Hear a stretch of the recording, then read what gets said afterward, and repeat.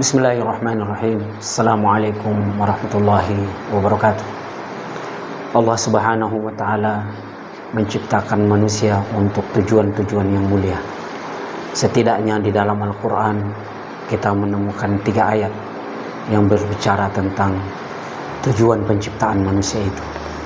Yang pertama, Allah Subhanahu wa ta'ala berfirman, "Wa ma khalaqtul jinna wal insa illa liya'budun."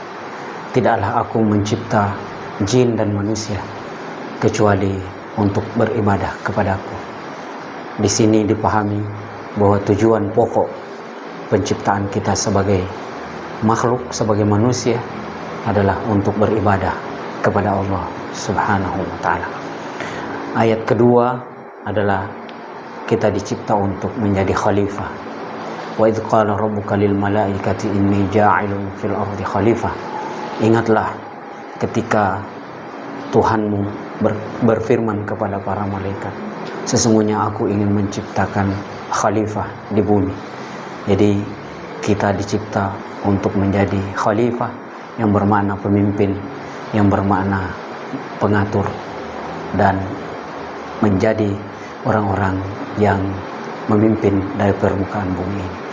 Yang ketiga adalah kita dicipta untuk tujuan yang disebut imarah, yaitu memakmurkan semesta. Huwa ansha'akum minal ardi wasta'marakum fiha. Dialah Allah yang telah menciptakan kamu dari tanah dan menjadikanmu sebagai pemakmurnya. Ayat ini menegaskan kepada kita bahwa kita hadir ke bumi adalah untuk menjadi pembangun bumi, untuk menjadi manusia-manusia pembangunan, untuk memakmurkan alam semesta. Saudaraku yang dimuliakan Allah, jika kita memperhatikan tujuan-tujuan penciptaan ini, kita akan menemukan bahwa semua sarana untuk mewujudkan tujuan itu diperintahkan, dan sebaliknya semua yang bisa menjerumuskan kita untuk menentang tujuan penciptaan itu, maka kita juga dilarang. Mengapa kemusyrikan, mempersekutukan Allah dilarang? Karena bertentangan dengan tujuan penciptaan kita, yaitu menyembah kepada Allah Subhanahu wa ta'ala satu-satunya, hanya kepada Allah Subhanahu wa ta'ala. Mengapa kita dilarang untuk melanggar hak-hak orang lain, menzalimi orang lain? Karena bertentangan dengan penciptaan kita sebagai khalifah, sebagai orang yang dimuliakan. Dan disinilah relevansi ucapan Umar bin Khattab radhiyallahu anhu ketika beliau berkata, "Matasta'badtumun nas wa qad waladathum ummahatuhum ahrara." Sejak kapan kalian memperbudak orang padahal mereka dilahirkan oleh ibunya dalam keadaan merdeka? Dan kenapa merusak alam dilarang, diharamkan? Oleh karena bertentangan dengan tujuan penciptaan kita, yaitu memperbaiki, memakmurkan alam semesta.